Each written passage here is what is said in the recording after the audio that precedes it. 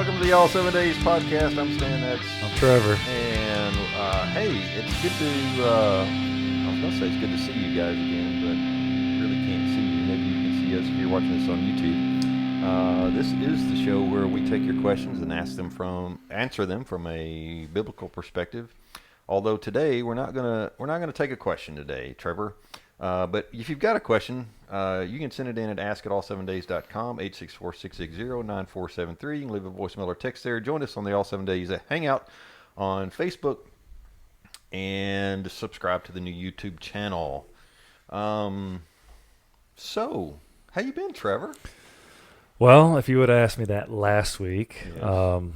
I didn't feel very well. And, of course, it's the wrong time to not feel well. It is the wrong time to not feel well. That's for sure. So it kind of freaked me out a little bit, with all this news of this stuff coming through. But basically we had a very high pollen count last week. And I'm usually not affected by the pollen, but I think I had a mild cold, and that just kind of amplified it. Yeah. And so for a good week and a half, I felt like garbage. Yeah. Well, I would like to switch to the Trevor cam now and show off the new beard, which just seemed... Go this way. Yeah, go that way. Just seemed to have sprouted in 30 seconds. Yeah. It's pretty long. It is. It's very impressive, and I don't know... Look how white it is, though. Well, that's good. Well, it's nothing compared to mine, but mine's kind of turning back brown now that I'm done with the treatment. That's good. But we'll see how far it goes. Maybe we're trading places. Maybe. Maybe. No, we're not trading places. But the beard is impressive. Thank you. And I'm not going to cut it or trim it or probably do anything to it until all this mess is over. That's going to be awesome because you won't see my mouth probably because it's growing over the lip. Yeah. So we're going it's going to be so cool. So we're going to talk circumstances today. Mm-hmm. We're going to talk what we've been experiencing through the last few weeks of all this. I mean, I've gotten 78 billion emails from every company I've ever done email with about their coronavirus response. Right. They just continually send updates. So this is how we're handling the coronavirus. And I don't even know who these people are. Mm-hmm. And so we're going to talk about how it's affected us today. And we're going to go through some of that stuff, what we've experienced, what we've done, and how it's affecting our daily lives. I know it's affected you a great deal. Me, not so much, but at least not to this point. So we'll see how much longer your beard is by the time we get into this talk. It's gonna be like that ZZ Top. Shower Ghost Band, baby. All right, let's take a quick break. This is the All 7 Days podcast. Welcome back to the All 7 Days podcast. I'm Stan. I'm Trevor, and he is the bearded wonder. And I wonder how he grows his beard so fast. But anyway, so we're talking coronavirus and how it's affected day-to-day life. Mm-hmm. And it's not really a question that came in. It's just a pertinent topic of current times. And so around Corinth, around here in Mississippi and Tennessee, Alabama, things are more and more shutting down. Mm-hmm. Restaurants have gone to curbside or drive-through only. Mm-hmm. No gatherings of, I don't know if this is mandated yet, but people seem to be taking this fairly seriously. Our church only did a streaming service this past Sunday, and it was really weird. I was there. I played bass for nobody. Actually, there was probably 25, 30 people there total. So there's people there. What was the atmosphere like, knowing that, hey, this is going on, maybe we need to separate ourselves, or was it kind of like... So I was, just before everything got started, we went and we rehearsed a little bit at 8 o'clock, and our service starts at 9:30. Mm-hmm. And I went out looking for a bottle of water and went out into the foyer, which is normally just a bustling place right. at our church, and there was nobody. Like, hey, Bruce, late. Nobody out there, and I'm thinking, man, we should call the greeter leader and see what's going on. But no, I took a picture of this empty foyer, and the parking lot out front was just completely empty, and which it was just very surreal. So we kind of gathered up everybody, and I say gathered up in a socially distancing kind of way. I mean, we try to be very responsible, and although there were a few side hugs given, I'll admit to that. I did not give them. I did receive a couple, but I mean, it was fine. But we kind of gathered up and just kind of talked about what was going on and how we wanted to continue as the church, even though we couldn't be together physically. Right. So our pastor talked to us a little bit and talked about how important it was and how grateful he was to be able to do this now, because there would have been a point in time where this was just not possible. Right. So anyway, it was really good for me anyway to be there and to play and the people that were there that were kind of out in the seats where people normally are. I mean, it was so still strange, but they were engaged and which was helpful for us who were playing to see that engagement. I think it would have been just really tough just to play to a camera. So it almost been like rehearsal almost. Yeah, in a way. Yeah, and I have to give our worship team kudos in that even our practice times, our rehearsal times, most of the time turned into worship times. I mean, once we've gone through the set once, and even sometimes the first time through a set in rehearsals, it if we know the song pretty well, and it turns into more of a worship time anyway. So that was really encouraging that we were able to go through that way. The strange thing is, our church is a fair sized church. I would say we probably have 700 or so right. between two services on a Sunday morning.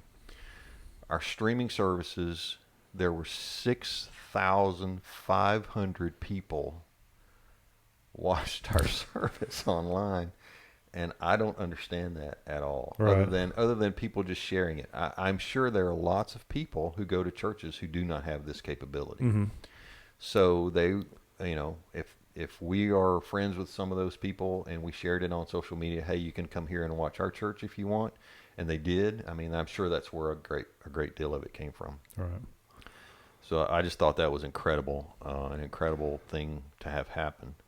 And so I'm part of the greeting team, so we kind of joined in on the YouTube side. I'm sure it was on the Facebook side, but we kind of greeted people on the YouTube.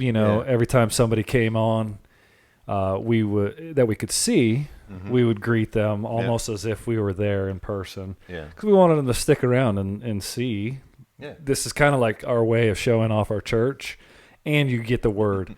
Yeah, because your church might not. And I know I sent links to at least 5 of my friends who I knew either went to small churches that didn't have the capability to put it online, or that were shut down, or they don't have a home church, and they just need to hear something, some positivity with all this negativity that's going on. Yeah, so it's really going nuts. Well, I was blown away when I heard that number yesterday afternoon.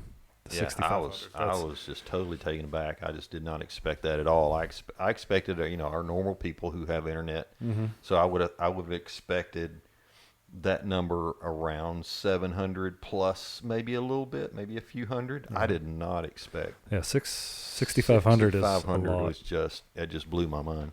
Yeah. So let's get into everyday life. Now, I work from home, and my company has.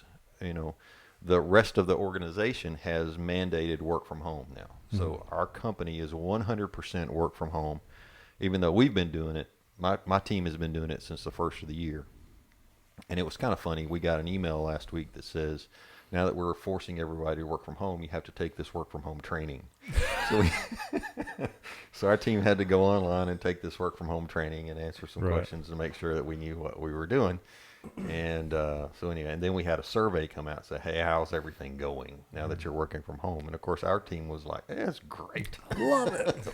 we're having a great time. And still being very productive. So it's really not that different for me, other than, the social aspect of life, of being able to go to a restaurant or, that sort of thing. Church. I really don't have any friends, so I don't. And we couldn't hang out because I wasn't feeling well. Hey, we couldn't chance you coming over because we didn't know if you had the. Yeah. I mean, last week I didn't I didn't go to the gym. I didn't do much of anything around anybody. Yeah. I think people thought like I was dying. Well, we were curious, but you're a young, healthy guy, so even if you got the COVID stuff, the Rona, then you'd probably be okay. But you certainly don't want to spread. I don't want it. No. But what about you? What about your everyday life? How is? I mean, you're a school teacher, and schools are now closed. Right. So last week, the governor of Mississippi closed schools till April 17th, which I talked to my mom who lives in Florida. That's a whole month, right? Yeah. And given the fact we were on spring break when this happened for 2 weeks, so we'll be out of school for 6 weeks. If we go back, yeah. So that was a challenge for, I know, a lot of teachers, because our district was scrambling to figure out how are we going to reach these kids now that we're out for another 4 weeks. So I got to give kudos to, I know, just the school district here, but I'm sure it's school districts nationwide. Oh, yeah. That the teachers, they scramble to put 4 weeks of plans together in, I'd say, about 2 to 3 days. Yeah. That's a lot when they're already on spring break. Granted, this kind of kept people probably from traveling and they were home, but to be under that kind of pressure, like how I got to take care of my family, make sure my family's safe. And then I got to plan all of this stuff for all my kids. And so, they did a lot of planning for online stuff and for, kids that don't have internet. And so a lot of packets. I know I picked up 3 workbooks for Jameson and his iPad. A lot of interesting pictures he puts on his iPad. A first grader. That's for another show. Right. But so it's very strange, like not going to work. Yeah. And it's like this. And I told somebody this the other day. I think I told my sister. I said, growing up in Florida, we had hurricanes every summer. Yeah. And so every summer it was, this is the one that's going to hit us and destroy everything. So you better plan. Yeah. And so what did everybody do? They ran to the gas stations, got gas. They got food, water. Toilet paper. Everything. And then you sat and you waited for this hurricane to hit. And nothing happened. And so it's like, I feel like, okay, when's this thing going to hit? Yeah. It's not a natural disaster. Yeah, it's something we don't see. And so I'm in my mind, I'm like, yeah, we're off, and I'm waiting for this disaster to come, and nothing's came. Yeah. And so it's just a weird feeling. Yeah. Not being able to. Well, you can still go places, but I'm very hesitant to go to those places. As you should be.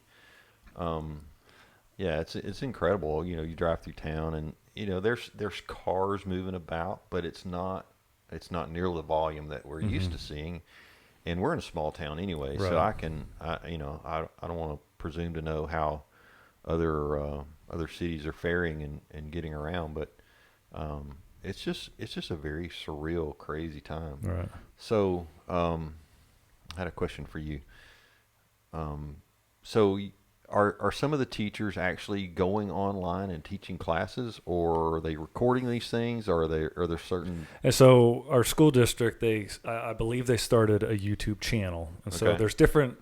So like it'll be Corinth School District, like the broad, right, and then each grade level has like a channel, so you can go in and the teachers aren't required to do it, but they would like, just easy stuff, because how do you grade this stuff? And the big thing is we send paperwork home. We don't want it back because we don't know what it's being exposed to at home. I guess they could take a picture of their work. Right. And so basically we can't grade anything. And so it's making sure kids are kind of keeping up. Right. Otherwise, we can't fail somebody. They could just say, I didn't have internet access and I don't have access to a teacher. I don't have, you know what I'm saying? So it's a really weird situation to be in. Yeah, it's really crazy. And so you start to think about these kids, and it's like, what do we do moving forward once we get back into school? Yeah. Like, do we restart? Do we just move forward to the next year? Yeah. Because when we come back, say we do come back April 17th, we get out of school on June 5th. That leaves what? Maybe 2 months, a month and a half, if that. It's going to be tough to catch kids back up if they're struggling already. So this is not a good time for. The current school system does a trimester thing, right? So their summers are a little bit different than the county schools. They're shorter, right? Right. So we're considered year-round schools, so we have some longer breaks. So maybe they'll work something out during the summer. But these kids that were kind of falling behind, maybe they can come in and catch up. Yeah. So what about the seniors? Yeah. A friend of mine teaches the seniors, and he feels really bad for those kids missing out on their senior year. 6 weeks basically their senior year, like the sports teams. Yeah. Like the baseball players I know, the track, softball. It's like you look forward to your senior year, and then all of a sudden mid-season, it's like, hey, sorry, season's over. It's over. Yeah. I think of all the college basketball players getting ready to go play in March Madness. Mm-hmm.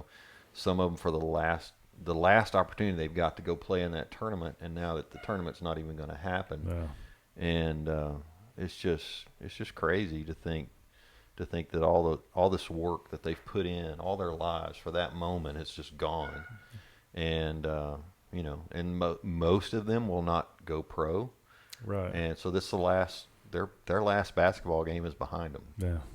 As far as that, the organized thing. I know when I was a senior in college, I couldn't wait for my last game to be. I was ready to be done. That's a different podcast. Regrets. Regrets. Yeah. But I guess some church leagues are going to get some really good players now. Yeah. But I'm very interested to see how, one, education, what do we do moving forward? Mm-hmm. Your sports teams, what do they do moving forward? Yeah. The economy moving forward. Right. Like, what are we doing? But I like to look at things as a glass half full. Yeah. Like, what's the positives coming out of this? And one of my main takeaways is maybe this is God's way of telling people to, pump the brakes a little bit. We're so distracted on everything else. It's like we're not quarantined, but we're asked to kind of limit interactions. And so we're forced to really take a step back and enjoy what we have. Yeah, that's true. I'd be interested to see how, it'll be interesting to see after this is over, and it will be over, how things recover. I'll be interested to see how churches recover. Mm-hmm. It's going to be, for the churches that can stream services, most, if not all of them, already have online giving set up. Right. For the churches that don't, they probably don't have online giving set up. And how they are going to keep their doors open and pay their bills and do what they normally do without their congregants actually coming together and putting money in the basket, kind of thing. Right. I'd be interested to see how that shakes out. I'm also curious to see how I just have a feeling that with a prolonged absence from church, the physical gathering of the body, I'm interested to see how that's going to shake out when it's over. Will there be those who have gone most, if not all, their life that just decide I'm okay without it and not come back? Right. Because I think it'll be easier for them to fall out without the big I'm there one day, I'm not the next. Right. Because everybody's not there right now. But then I'm also curious to see is how awakened people will become to their need for God in this. I have a feeling there's going to be just a turnover. Mm-hmm. There's going to be some old faces not come back and some new faces show up. Right. And I also think there's going to be some old faces that are going to realize they've been playing around too long. Mm-hmm. And so I'm not predicting this big, huge revival. I just think there's going to be a stronger church when it's over. Because I think the ones who are just kind of fringe will go ahead and detach and move on their way. And those who are actually coming after God, and those who want to reconnect with Him in a stronger way after this is over, I think our churches will have a more committed, regular attending group. Mm-hmm. Come back stronger. I think the churches will be stronger. I hope so. Yeah. I hope that's true. I don't know. It'll just be interesting to see how that shakes out. Another thing is I'm interested to see what human interactions are like afterwards, because this is a virus, right? Right. And so how cautious are people going to be? Mm-hmm.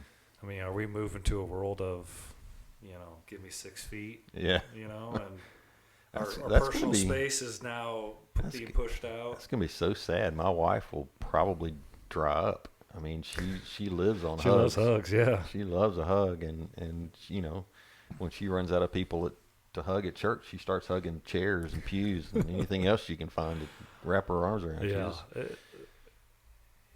It's scary, but then it's also exciting because the unknown, Yeah. I'm not going to be anxious about the unknown. No. I'm more excited to see how things change. Yeah. Hopefully they change for the better. Yeah. Our healthcare system. It this could be is a better. big wake up call, better, hey. Could be better. We, at least, the supply part of this thing. Pam is working on a little project where she's sewing, masks for doctors and nurses, and she's made how many did she say she made? 50 or so already? Right. And that's just in a couple of days. She's found patterns and sewn up 50 of these masks. This one lady who lives behind us, she's a nurse down in Tupelo, and she has worn the same mask for 3 weeks because they can't get new ones. They don't have new ones, so she takes it off when she comes home, and she puts it in a biohazard bag, and she puts it back on the next day when she goes back to work. I mean, it's just crazy to think, that can't be healthy for her. No. And so Pam has put this little effort together. She's got 2 or 3 ladies who are working with her, and they're cutting fabric and sewing these little fabric masks that they can wear. She made one for one of the local surgeons here this morning, and she sent 50 or so out to the Tupelo hospital, and she's gotten pictures from all the staff wearing the mask. Right, that's good. And that kind of stuff. So it's really cool.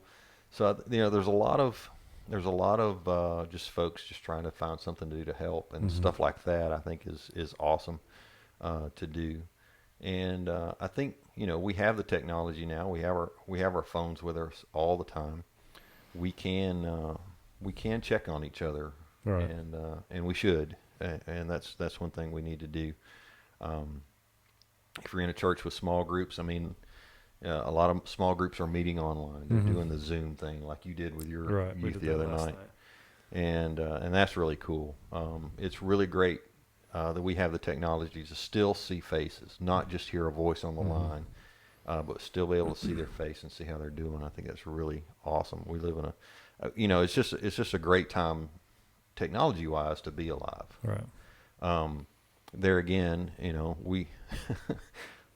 I have a feeling that if this had happened 50 years ago, most of us would have gone through this time without knowing anything had happened. Right, you'd have no idea. Yeah, no clue. Because we were more isolated 50 years ago. Mm-hmm. And, if this breakout had happened, some of the larger cities would have been hit. But, when you get your news off of a TV that you had to go outside and twist to point it at the right channel, and you only have 3 channels, that's the kind of world I grew up in, and I just wouldn't have known it right back then, unless it hit somebody I know, and that would have just been rare, I think. Anyway, any other thoughts on things that you might see in the next few weeks, months? I'm hoping in the next few weeks I see more people. Yeah.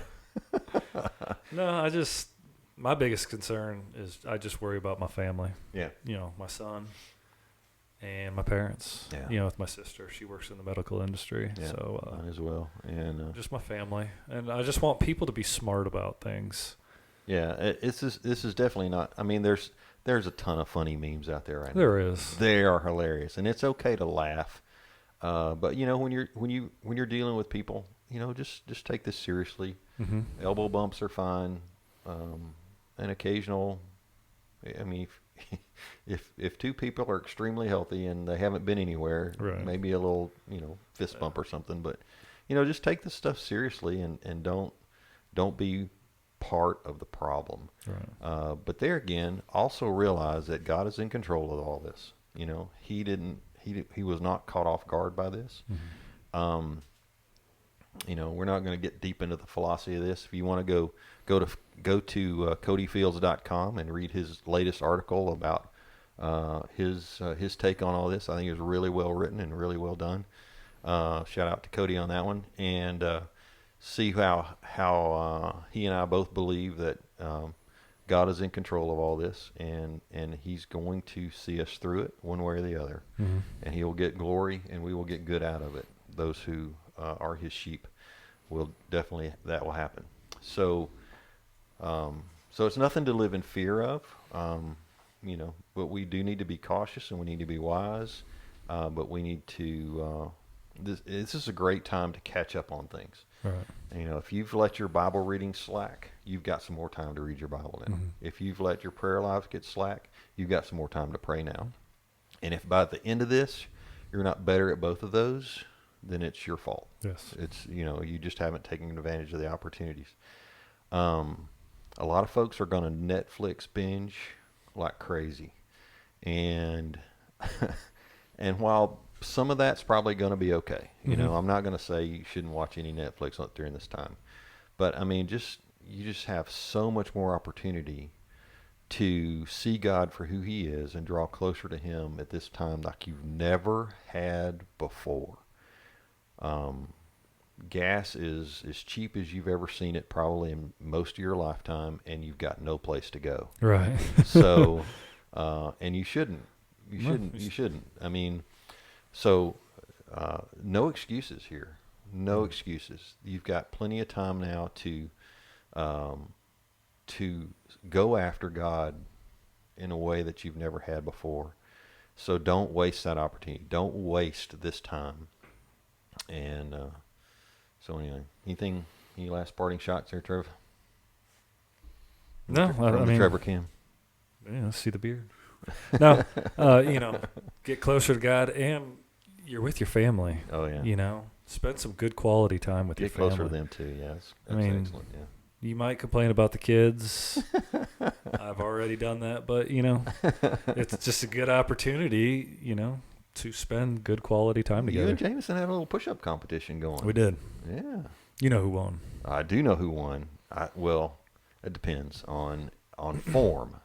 Now, Jameson had the worm push-up going pretty well. He's cheating. But I don't know what he weighs, but I don't think he weighs as much as the weight I saw on your back. It was just a 25-pound plate. He's close to 60 pounds. Oh, okay. And the reason I know that is because I have a scale in my room, and he probably weighs himself 3 to 4 times a day. I just ate something, Dad. How much did that weigh? How much does that help? We weigh everything, and then we weigh ourselves. And that's funny. Yeah, he's a numbers guy. You should. The next video I want to see of you doing push-ups is with Jameson on your back. Okay. I'll do that. My dad. And him doing push-ups on your back while you're doing push-ups. That would be great. That would be. On Facebook, on the comments on the video, my dad posted a video of Jameson on my back. But it was dark, so I'll do one in the light. Yeah, that'd be good.